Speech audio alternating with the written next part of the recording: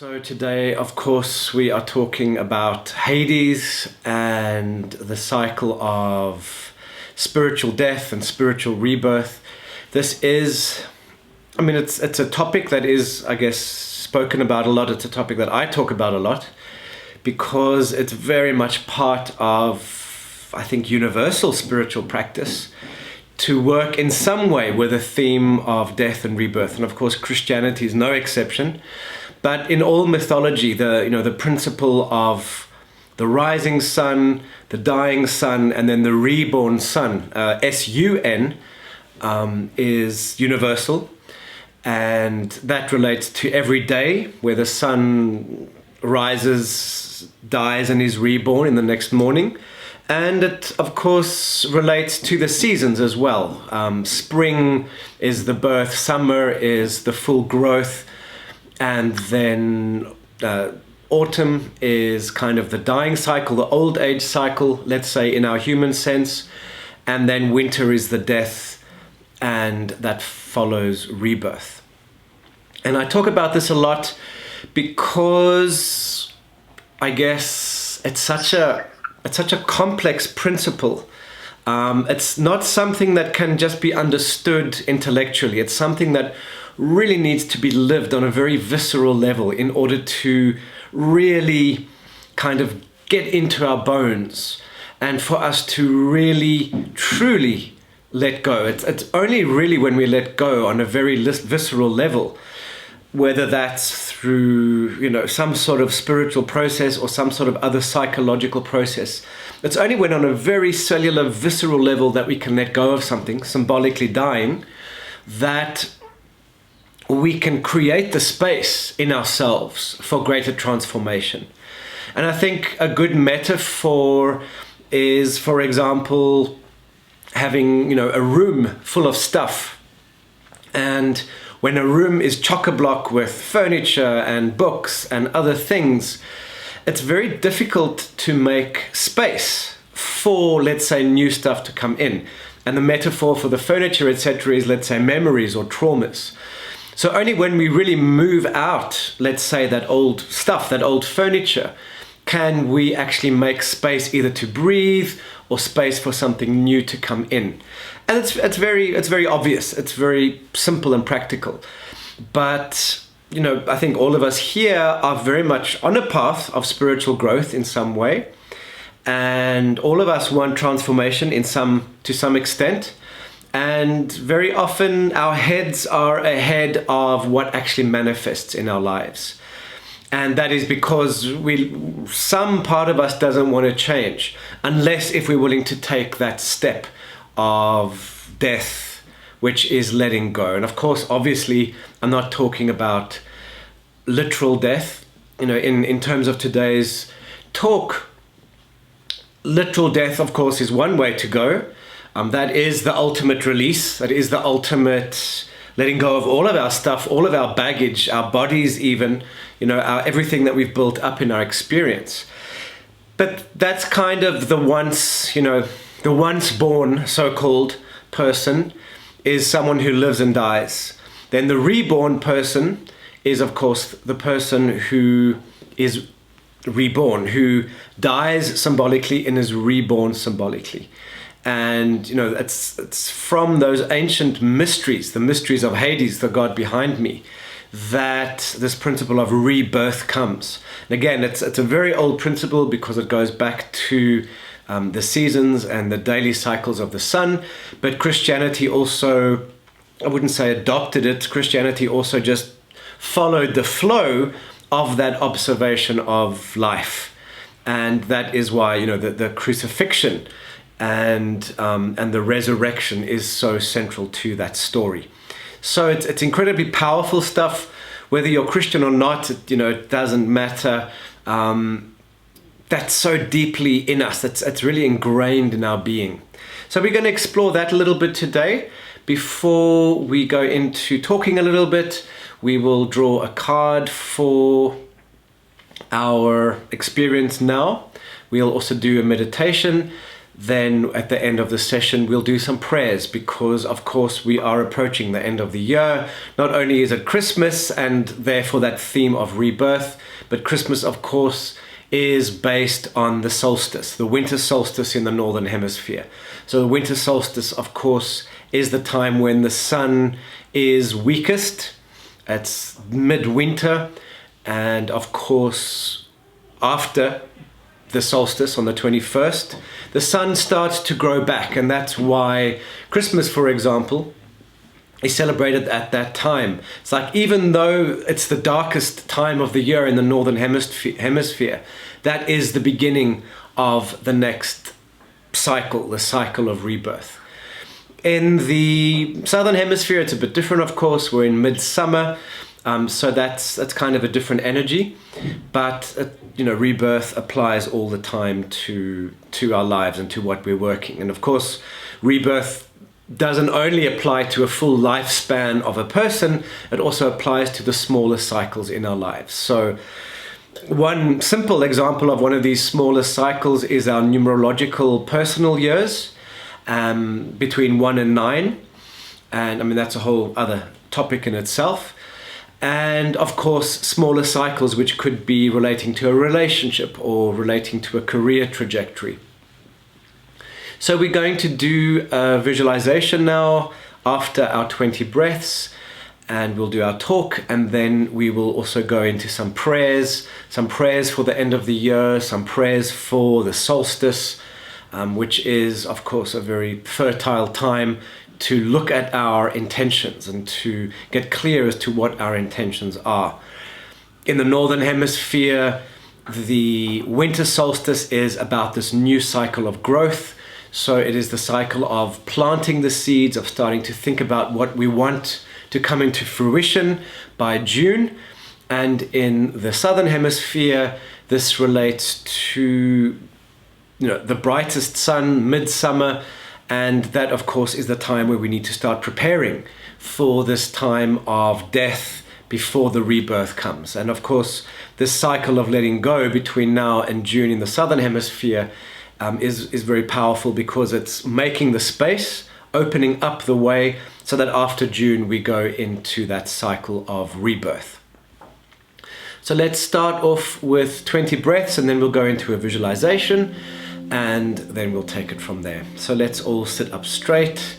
Let's close our eyes. It's 4 short breaths, 1 long breath, starting with a deep breath through the nose if possible.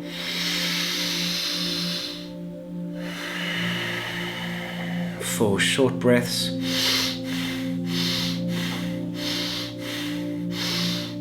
Long.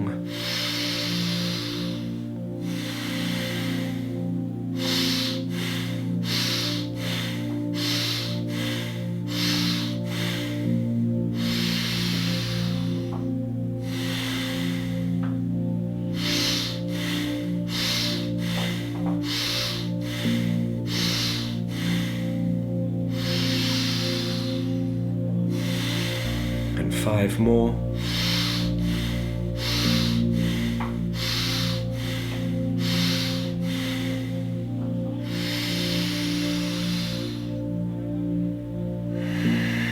So just keep your eyes closed now. Feel your physical body as it is. Your physical body, of course, is your connection to this physical reality. If your physical body is overwhelmed or resistant or shut down, that will make manifestation in your life. It will make health all the more difficult. So just see what's happening in your physical body, what you're holding onto, be that energetically or emotionally, or maybe even literally, physically, like an ailment. Just sit with it. Let it give you its message.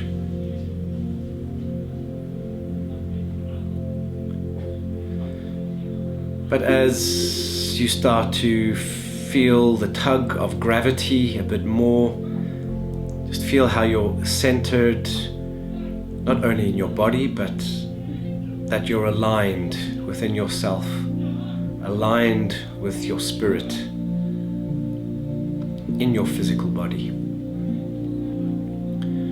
So as you center yourself more, and this might feel like your central axis feels powerful, poised, open, ready. As you connect with the center, just let go of some of those resistances or some of those parts of you that are out of alignment.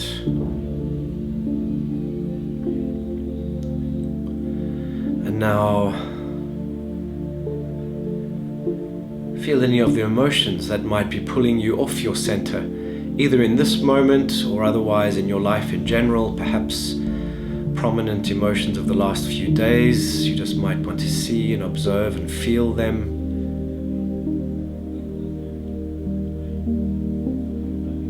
Take a deep breath now,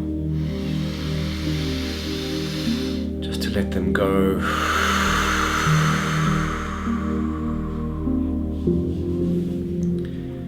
And as you relax, as you settle into yourself,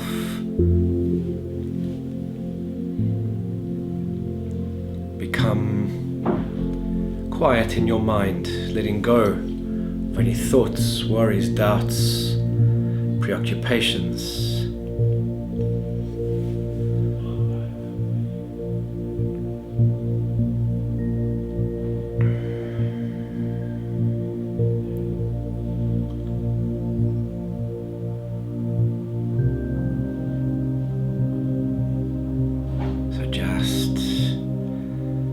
Allowing your mind to become still and quiet, body at peace, emotions neutral and at rest. And perhaps now, as you enter deeper within yourself, go deeper within.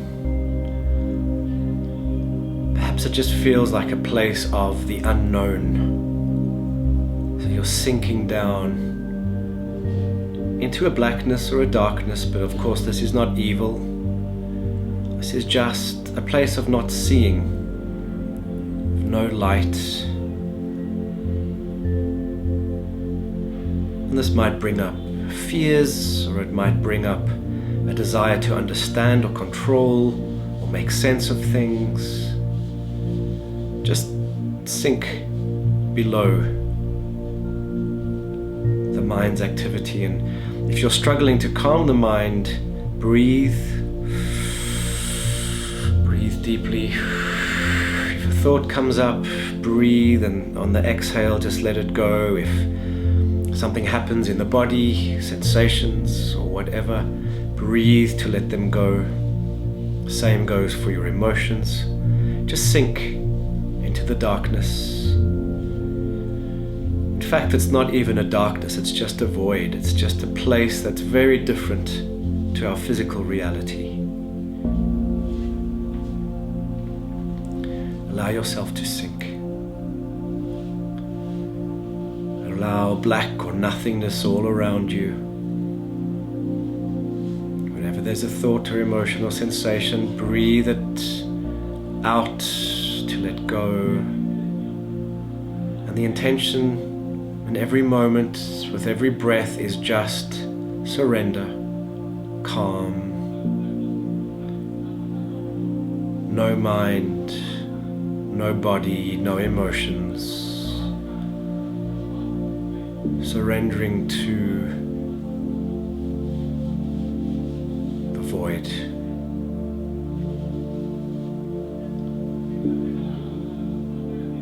And this might be difficult at times, but just trust that this is a place beyond good and bad, beyond right and wrong, beyond judgment, beyond oppositions.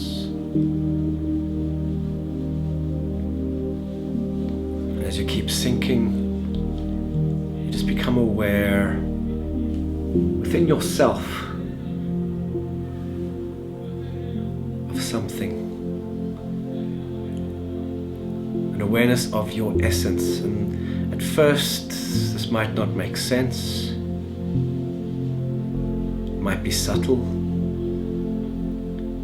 Just intend to go to your deeper essence, beyond your name or occupation, relationships or body. Just feel, sense, experience your essence.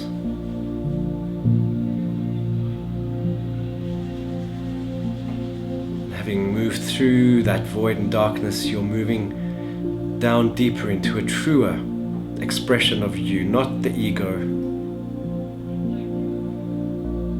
not who you've thought you are, not your experience, just your essence,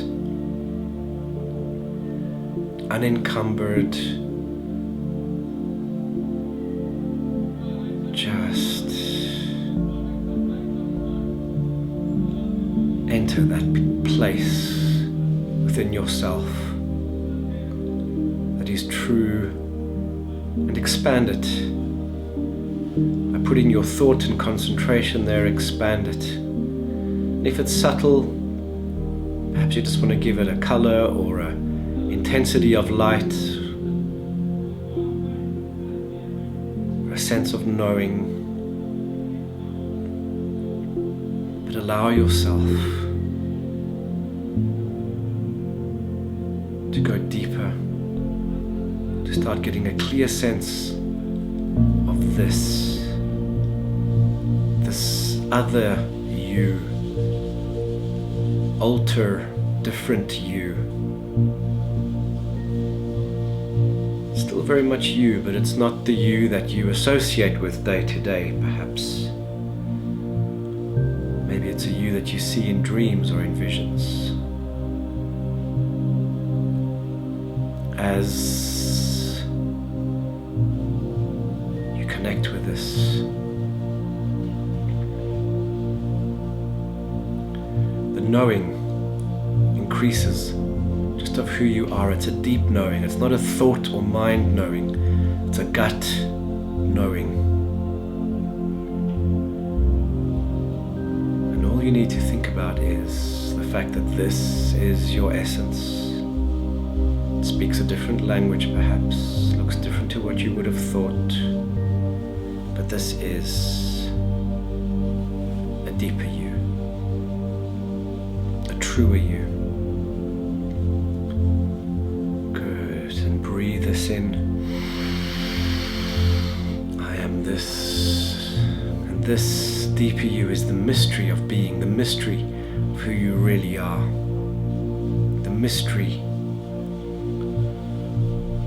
who you were before you were born, the mystery of who you will be after you die, the mystery of who you will be if your life changes and transforms. That inner you will remain the same. The outer forms might change, but the inner you remains the same. Associate with this, breathe this.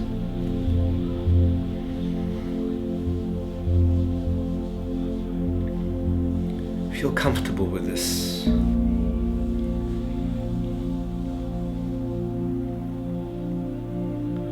And as this becomes a little bit more familiar or a little bit more tangible or discernible, from this place of essence, you might start to become aware of what you could allow to die in your life. Habits, behaviors, thought patterns, emotional addictions, physical addictions. What is the stuff that you can allow to die so that your life can be more fruitful, happier, more connected? And breathe through this. Breathe in this essence, connection to this essence, and breathe out the stuff you can release and let go of. Breathe in the essence breathe out the stuff you no longer want.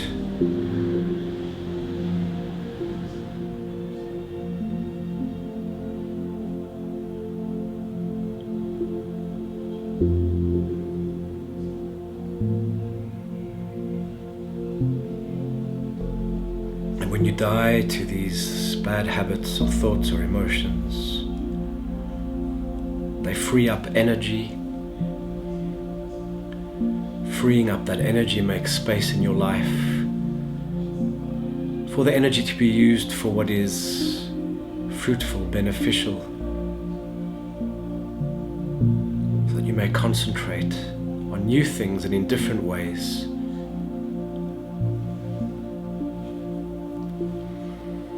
So that you make way for transmutation, transformation. You make way for the blessings of God, Goddess. Make way for knowledge of your soul, communion with your soul. Very good. Breathe. And that's when you stand here in the underworld, in the place far away, even though you're aware of your body and the room, perhaps you're still far away. And in this far away place, you can see yourself better, see your life from a different angle.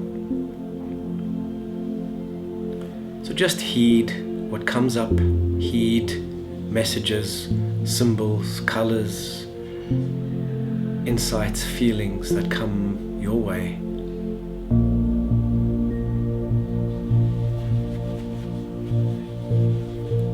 Very good. Very good. So take note of those messages, the knowing sense. Perhaps this gives you other thoughts, ideas, inspirations. Perhaps this makes it possible for you to make one little change or one big change in your life with certainty, with clarity. Perhaps you want to become aware of that little change, the thing that you can let go of, or the thing that you can cultivate and develop.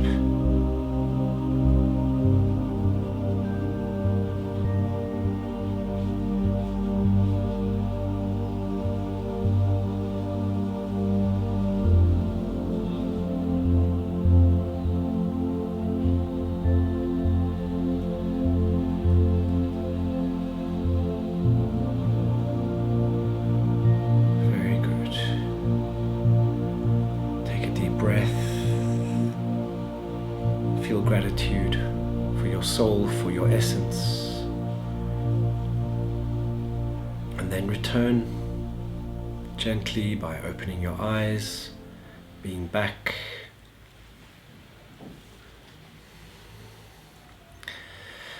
Good, so we'll just start off by drawing a card which will give us perhaps a little bit of information about where we are for the next few days or weeks. And it's a very fitting one. It's the Moirai, the Fates, the goddesses of fate and destiny, those three old crones who spin our destinies, who cut our lives when it's necessary, and who weave the experiences of our lives. And that principle, of course, of fate very much relates also to the wheel. And the tarot card, the Wheel of Fortune, relates to that very much, whereby we have a blindfolded woman who represents fortune, because good fortune or bad fortune is blind, it simply is. And this figure of fortune, the archetype of fortune, is just spinning this wheel. And the wheel starts off at the bottom, where we have the ocean, the sea, and a child, a baby is emerging, moving up the wheel. And the first quarter of that wheel relates to spring. So of course the ocean relates to death. Spring is the first quarter. The spring equinox, of course, would relate to that. And that is the process of childhood, of growth. Then the top of the wheel, the second quarter, relates to the king or the queen, which is about having reached the zenith of our development, either in life or the zenith of a development within a particular project or within a kind of a microcosm within our lives. And then as this wheel continues to turn, of course, it begins to descend. And that's where we start to go into winter. So of course, when we start at the bottom, we're rising, we're growing. So we could say that the light of the winter solstice is growing and increasing, continues to grow and increase until it reaches the top. And then that wheel starts to turn and it starts to go into the darkness, where seasonally speaking, the days begin to get shorter. Of course, from the winter solstice, the days get longer. From the summer solstice, the days get shorter. And this, of course, this top section here represents the zenith of our lives or the zenith of a project. And then this next phase is about the introspection. It's about going into the underworld. And in the tarot card, this next third quarter is shown as an old person, old age approaching before death at the bottom. And then that point of death and rebirth meet. It's the same thing. You die and you're reborn immediately. Because of course in the spirit realm there is no such thing as time. So in that cycle of the fates, something else is there as well. That kind of represents the principle that everything in our lives is preordained. And when I say preordained, I don't mean that on a particular day you're going to receive a letter, or on a particular day you're going to have a car accident. I believe that our fate, our destiny, is kind of our talents, our abilities, our potentials that we can develop and nurture and express on this wheel. This wheel itself represents life. When we take the wheel as a whole, that is our entire being, and our life follows the course of that wheel, so that along the edges of that wheel, we experience time and space, but we are still whole and complete. So even though we haven't in this lifetime experienced the fullness of our experience, our soul is still complete. And it's almost like our soul knows who we will be at our death. But then, of course, we have the free will to cultivate our talents and abilities, to develop our mission and our purpose, so that we become the best versions of ourselves along the outer rim of that wheel of our life that is time-bound and space-bound. The soul knows it all, but the soul also perhaps places little jewels or moments of help and assistance along that outer rim of the wheel, so that we can experience grace, we can experience the gifts, we can experience doors opening. And one could say these are maybe fated, maybe at particular times of our lives, opportunities are there for us. And of course, it is our free will to choose those opportunities, to develop them, to take them. Those opportunities might be placed on sort of determinate locations along the rim of the wheel. They are preordained, but then it is our free will within that to choose it. So that destiny card, the fates card, is very much about the wheel itself, the wheel of the 4 seasons, which is where we're at now. Deep winter in the northern hemisphere, high summer in the southern hemisphere, and of course spring, autumn, winter relate to those other aspects, those other extremities. And those directions which relate to those seasons have a vast body of information related to them. And we're not going to go into that today particularly. Today our focus is the god Hades, which is the god of the afterworld or the underworld, It's that realm, one could say, of death. And in the ancient world, it was considered the realm of death. But I see it more as a realm of the unknown. It's the realm of the void, which is that place we went to in the visualization before. In basically all cosmologies, in all sort of systems of understanding the world or the spiritual world, most cultures speak of a tree of life or an Axis Mundi. And we can apply this Axis Mundi to our wheel. This Axis Mundi, or the axis of the world, would be at the center of the wheel, and the wheel hinges off that. The center of the wheel would be connected to this Axis Mundi. And the tree of life would have the trunk of the tree in the middle, the branches at the top, at the apex, where it's summer, where the wheel is at its zenith, and then the roots of the tree go down into that underworld, into that unknown place. And again, if we think in terms of the Wheel of Fortune tarot card, those roots go into that ocean, that cosmic ocean, that place of, let's say, potential, where everything is possible, where nothing is defined. Those go down into the underworld. And then the branches and the leaves of the tree go up into the celestial world, where it is reaching towards the light, where it is reaching for divine connection. And one could say that divine place, that place of light, is of course our physical creation, our physical reality, which in terms of atoms is made up of light. Atoms are the building blocks of this physical reality, and the fundamental essence of an atom in a way is particles, or light, or light energy in some sense. So this physical reality is created out of light, even though what we're experiencing physically is kind of a very dense expression of that light. When we are aspiring to, let's say, spiritual growth or connection, we're aspiring to higher frequencies of that light. And of course that, the higher we kind of reach into that celestial world, the higher the frequency becomes, the higher becomes the level of information, the more sublime it becomes, and perhaps the more difficult it becomes for the human to grasp. The human is bound within that wheel of fortune.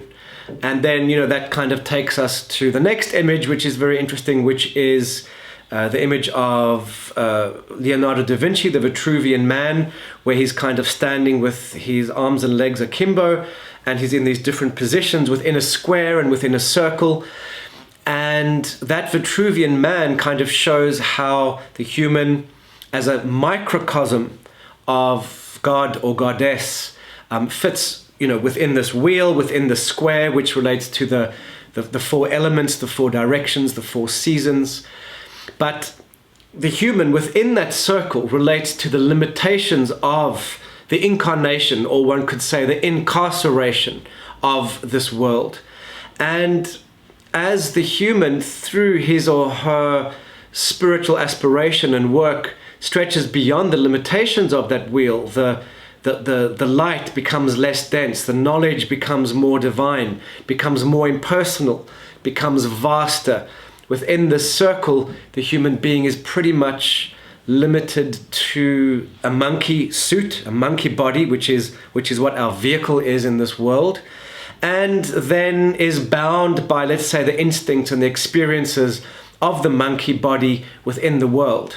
But of course, the human always has the free will to develop that. We don't have to, behave like monkeys. We can aspire to something better. We can change our behaviors, our habits, our addictions, as we develop consciousness, and therefore as we expand beyond that wheel of fortune, as we stretch even beyond our destiny, as we can start to rewrite our destiny, as we are no longer bound by that wheel. So the interesting thing, and this is one of those spiritual paradoxes, is when we are very much bound by our physical bodies, when we are bound by our emotions and our past traumas, when we are stuck in our day-to-day thoughts, we stay within that, we stay very much the slaves of destiny, of that wheel of fortune. But it's when we start to go beyond those bounds, transcend, know the inner depths, the inner core of that wheel better, also stretch beyond to know the world beyond this physical incarnation, stretching towards the divine. That is when we start to be reborn. So a death in that sense will maybe just be a death to our primate programming. It might be a death to holding on to our traumas or our stories about ourselves or our beliefs and ideologies about how life must be or what's good or what's bad. We stretch beyond that. And stretching beyond that, beyond those knowns, is uncomfortable because we have to let go of, again, our self-concept. We have to let go of how we think the world is constructed or how our parents or our society told us the world is constructed. And these places I call uncomfortable comfort zones. They're comfort zones because they are the known. They're not pleasant places to be necessarily, but they still on some level represent a comfort. So that would be, for example, being in an abusive relationship but not being able to get out of it because of fear of instability or other fears, or just kind of shutting down and accepting a particular place. The same goes for uncomfortable or restrictive job situation. So that uncomfortable comfort zone is maybe not a nice place. It's a place where our nightmares, the nightmare we create for ourselves in our world through our beliefs and our fears, where those nightmares we have to work with and live with and face every day, but we still don't like it. But maybe we don't have the consciousness or the awareness that we can stretch beyond those. And of course, the stretching beyond that nightmare of our kind of ego, limited personality, can be transcended by going upwards into the heavens. And that would be through our, let's say, spiritual practice of reaching for the light, cultivating love, and seeking a greater, better, deeper, more intimate relationship with God, Goddess. That's stretching upwards. Going downwards into the root of that tree of the Axis Mundi, into the underworld, the realm of Hades, is where the spiritual death takes place. And that is where we have to face our ugliness, our darkness. That is where we also work with, let's say, our ancestors, not necessarily only, specifically our recent ancestors, grandparents, great-grandparents, and the consciousness that they hold, but where we really go deep into our collective unconscious as human beings, as primates, and beyond. That underworld being the unconscious, the very, very, very deep unconscious that takes us right back to when we were, when we emerged as life forms. I mean, that consciousness is held, and it is a kind of a line that exists from the beginning of time. And we still on some level, maybe very deeply unconsciously, hold that.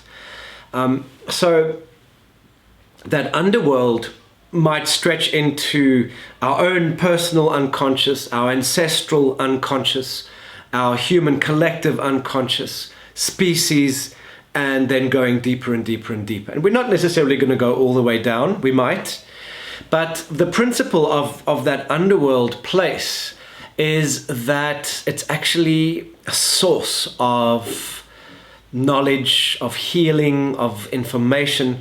So Hades, for example, is the god of death in a way. He is the god of the souls that die and they go to a place called Hades. But Hades, even though he was kind of feared in ancient times and people didn't use his name, they didn't say the word or the name Hades because they believed that would invoke death, this god that they didn't want to bring into their lives. So they called him instead an epithet like Pluto, for example, or Plutus. And Pluto in Greek and Latin means the rich one. So they understood that Hades, death, is also the source of our riches, our inner riches. The earth, if we imagine the underworld being below the earth is also the source of riches. It's the nutrients that make plants grow. It's the treasures like jewels and gold that come out of the earth. It's the hidden light. It's the light that exists at frequencies way below or way higher than this very dense vibration of the physical reality. So going into that underworld connects us to the roots and the source of who we are as embodied, incarnated, incarcerated human beings. Going down. Going up takes us into our divine, celestial, unincarnated self, freest self, unincarcerated, because that is the soul, that is who we are in our eternity. That is our eternal self. We haven't been imprisoned in this body, in this wheel of fortune.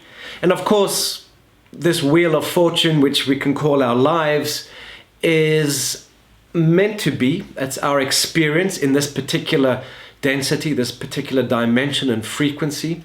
So we're here for a reason. We're here to gain experience, but the lesson of this experience is not about acquiring more money or having lots of relationships. That's part of it, and that's one of the facets of this. But our experience is really to learn about our divine self, to learn that we are not this body, we are not this reality here. There's something more. We can still enjoy the fruits of this reality, but we're not that. We don't need to be distracted and hooked into that physical reality. The true purpose is liberation. And liberation, of course, is rebirth. And rebirth can come as a great epiphany that happens in our lives, that probably happens very rarely in people's lives. Some people have that experience through a near-death experience, and that is something that's very well documented in the modern world. It could be a spiritual epiphany, a spiritual awakening, an enlightenment experience, which kind of happens despite ourselves. That's also pretty rare.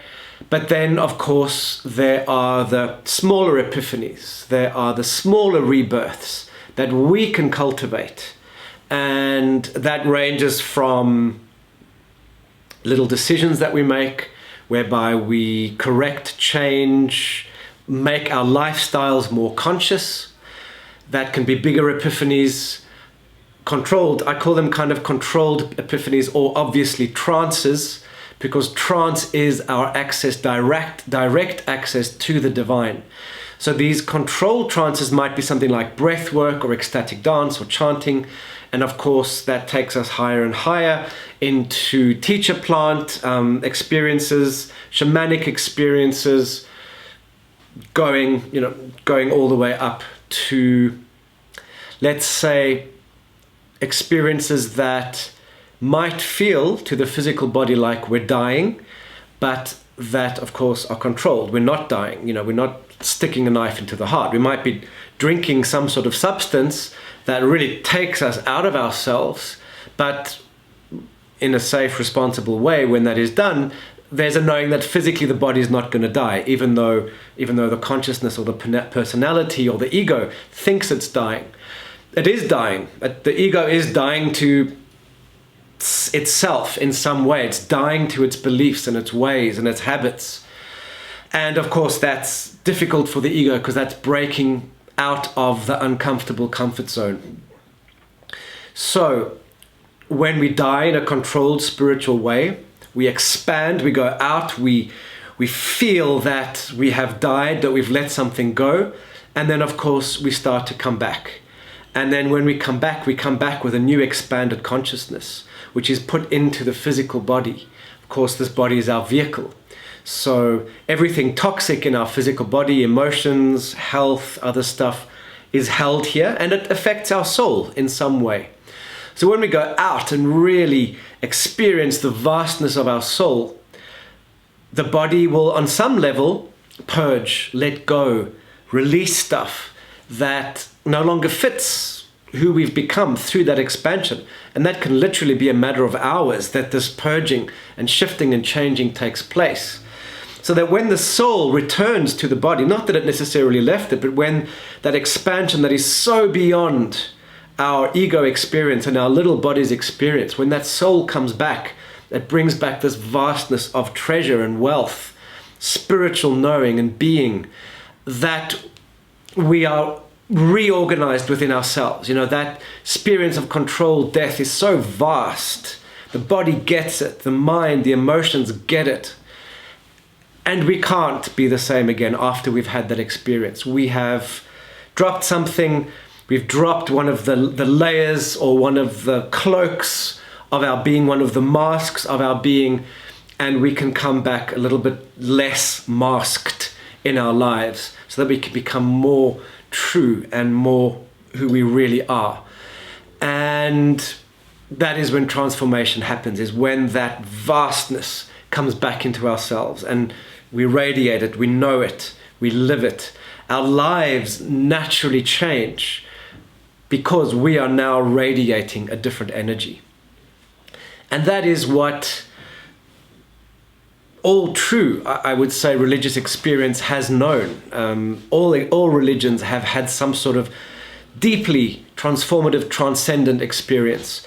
And shamanism, for example, is one of the ways of putting that together, of understanding it, of controlling it in a non-control freak manner. You know, it's in controlling it in a safe way so that we can go out and then come back. And that, of course, is very important. You know, we don't want to go out there and then go crazy and then die. You know, we want to sort of go out there and then be able to come back and to hold that and to be reborn in this body. Of course, is the power of this. Rebirth is about bringing experience back into our lives so that we can then use that experience and better our lives, so that we can then transmute how we live. We can change our habits every day, so that what starts to happen is, as we keep doing these experiences of death and rebirth, we're chipping away a little bit more, a little bit more, a little bit more at the dross of our personalities, so that we can become more identified with, let's say, those branches, the celestial realm. And that's not to say that the celestial is better than the deep unconscious. Not at all. They're just different languages, they're different places. The underworld is essentially headed towards the deepest void, whereas the branches are kind of headed towards the highest light. So they're just different realms. They're kind of different sides of the yin-yang symbol, for example, within that wheel, and therefore they are complementary. They work together. We need both. But in order to reach higher light, we need to go into greater darkness and death, and therefore we need to kind of make the space in our lives for death. And of course, when I say death is actually just a letting go. It's, you know, death is a huge subject. And, you know, talking about what's after death, you know, some people say they know, who knows, you know, that's one of the biggest mysteries of life. But little deaths within this life are about just letting go of the stuff that no longer serves us. So it's a vast topic. It's a fascinating topic. I think it's the core of our spiritual quest. And again, of course, there are many facets to it. It's not just to say life is about death and rebirth. I mean, there's a lot more to that. But it's a fascinating thing to contemplate. And I think it's something that we can talk about, we can think about, but we have to really experience it on a gut, visceral level. And when we have those experiences, we just know, and we are just transformed. And it's actually very easy. We just need to kind of have a little bit of the will and a little bit of the courage to take ourselves there and to go there and to allow ourselves to die and be reborn. So now we'll go into brief prayers. of course, we are headed for this solstice. The solstice is when the sun is either closest or furthest to the earth. So in the southern hemisphere, the sun is the closest, which means it is the brightest. And in the northern hemisphere at this time, the sun is the furthest away. So that means that the sun is the weakest. And of course, both of those hold the energy of the new coming in. So the solstice is a very powerful time of transition between the seasons, where the light starts to grow in the northern hemisphere, where the light starts to recede in the southern hemisphere. So that marks a change. It's a point along that axis of the tree that fits within the wheel. So this is a time to open portals, to open gates of consciousness, to open aspects of your lives to something new. So this is a really good time to reflect on, in the northern hemisphere, what it is that you want to sow, what do you want to grow in your life. In the southern hemisphere, what do you want to start releasing so that you can come into greater wisdom? And of course, it's kind of the same thing in both hemispheres, because in order for there to be growth, we need to release things and vice versa. So we need to, working with that energy of the solstice is basically the same. It's like, what can we release in order to grow, and what can we cultivate in order for this growth to be greater? What can we get rid of in order for this growth to be greater? So just wishing you all a wonderful end of year. I hope next year is an amazing time for you. 2021 has been, I think, a very difficult year for many. And I do feel that the energies are shifting for 2022. It's really a time of growth in new ways. 2021 probably was a time of some of the old ways, structures, energies dying. And 2022 is where we can really start to put down the new roots and go forward.